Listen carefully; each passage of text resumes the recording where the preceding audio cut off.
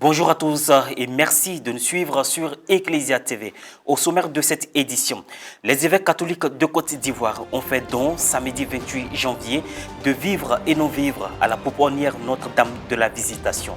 Comme le prévoit le programme d'activité de leur 122e assemblée plénière, cette visite s'inscrivait dans le cadre des œuvres de miséricorde corporelle qui consistent à apporter la compassion de Dieu et soutenir ses pensionnaires dans la prière. À la cathédrale Notre-Dame du Congo de Kinshasa, le jeudi 2 février, lors de la rencontre avec les prêtres, diacres, personnes consacrées et séminaristes, le Saint-Père, dans son discours, est revenu sur les nombreux défis de l'Église congolaise et a rappelé l'importance de servir le peuple comme témoin de l'amour de Dieu. Une délégation de l'épiscopat ivoirien s'est rendue à la pouponnière Notre-Dame de la Visitation de Ngatakro dans l'archidiocèse de Bouaké à l'occasion de leur 122e assemblée plénière ordinaire. Une visite qui vient réconforter les fondateurs, les encadreurs et les pensionnaires de ce foyer pour enfants en bas âge. Reporter d'image Charlène Quadio, commentait Morel Pouti.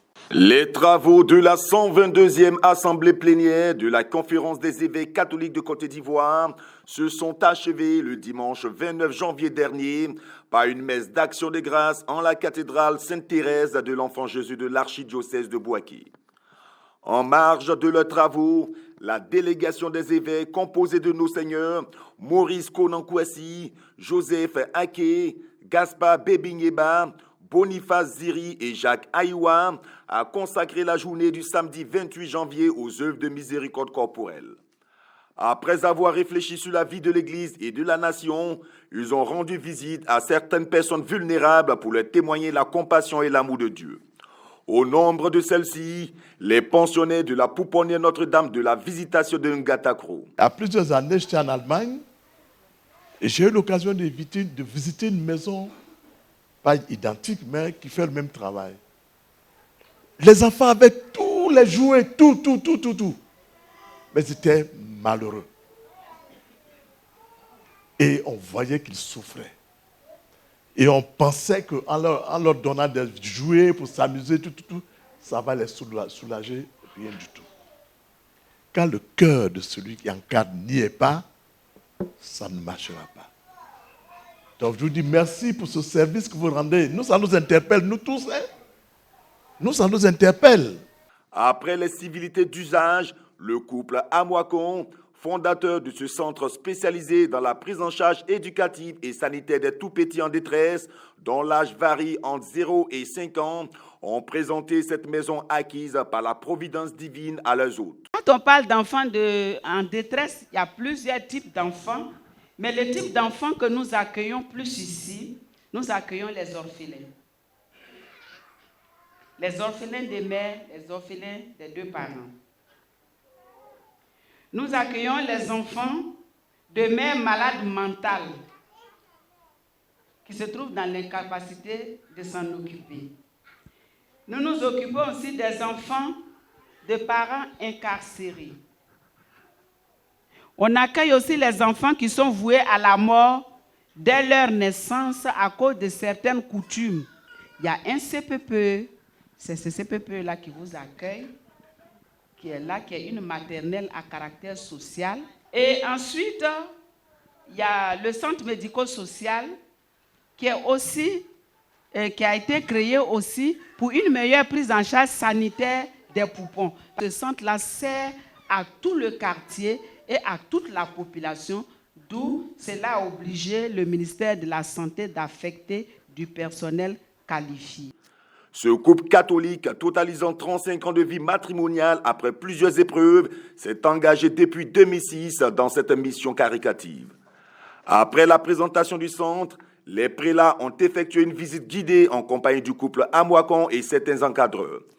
Ils ont sillonné les salles de classe, la maternité, la pharmacie, le dortoir, la chapelle et la grotte dédiée à Notre-Dame de la Visitation, où ils ont prié pour les pensionnaires et les encadreurs. Au thème de cette visite, les prélats ont procédé à la remise de dons vives et non vives d'une valeur de 500 000 francs au centre. Augustin Amwakon salue ce geste des évêques catholiques de Côte d'Ivoire. C'est avec beaucoup de joie que nous recevons nos pères évêques dans notre structure.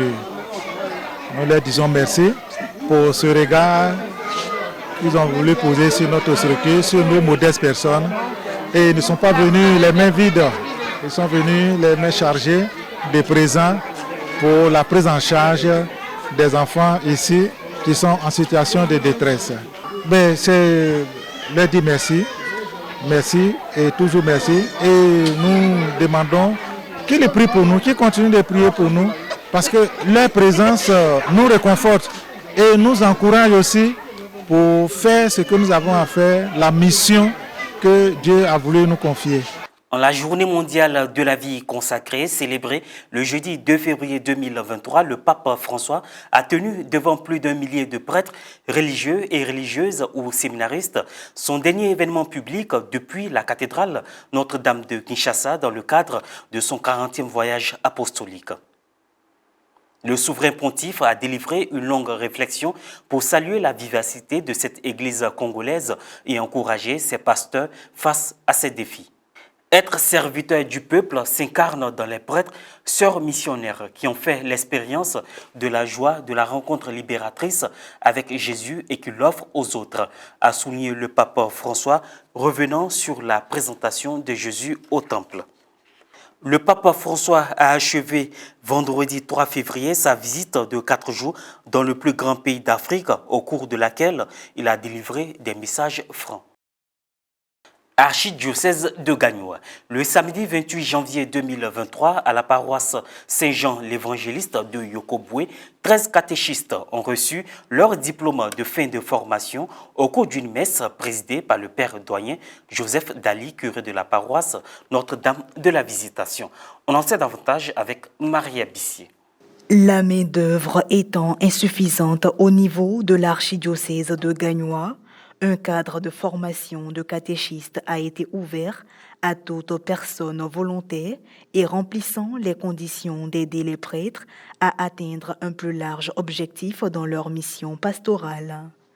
À cet fait, le samedi 28 janvier dernier, au cours d'une messe qui s'est tenue en la paroisse Saint-Jean l'Évangéliste de Yokoboué, présidée par le père doyen Joseph Dali, curé de la paroisse Notre-Dame de la Visitation de Gagnoa, et assisté de plusieurs autres prêtres, 13 catéchistes ayant bénéficié de la formation ont reçu leurs aubes représentant leur tenue de célébration liturgique. Suite à cela, les nouveaux catéchistes et certains encore en formation se sont vus recevoir des diplômes d'honneur pour leur mérite des mains du curé de la paroisse haute, le père Armand Seka Bédi. Au cours des interventions, le père Souaté, directeur du centre de formation des catéchistes, leur a prodigué des conseils pour la bonne œuvre de leur mission et les a invités à être des éclaireurs pour le frais encore en apprentissage, tout en leur apportant leur connaissance. Vraiment merci au Seigneur pour cette grâce, pour cette cérémonie qui se déroule à Yokoboué. Nous disons merci aussi à notre Père curé, le Père Syria Doba, qui a permis à ce que nous, les catéchistes d'Awanou, nous puissions aller à la formation, pour que nous puissions avoir nos diplômes et nos cartes, pour que nous puissions avoir l'autre. Vraiment, nous disons merci. Nous disons merci au Seigneur. Nous aussi qui n'avons pas pris l'eau, nous pensons à le prendre dans les années à venir. Toute cette journée et partout où nous irons, nous devons s'aimer. Merci. Merci. C'est une grande joie que je n'arrive pas à manifester vraiment. Je dis merci à Dieu. Grand merci à Dieu. Et que cette joie est dédiée à ma communauté. Car ce sont eux qui m'ont soutenu jusqu'à ce qu'aujourd'hui, vraiment, en tout cas, l'émotion vraiment est très grande que je n'arrive pas à voir. Et voilà, ainsi pour fin cette édition. Merci de l'avoir suivi. Que Dieu nous bénisse.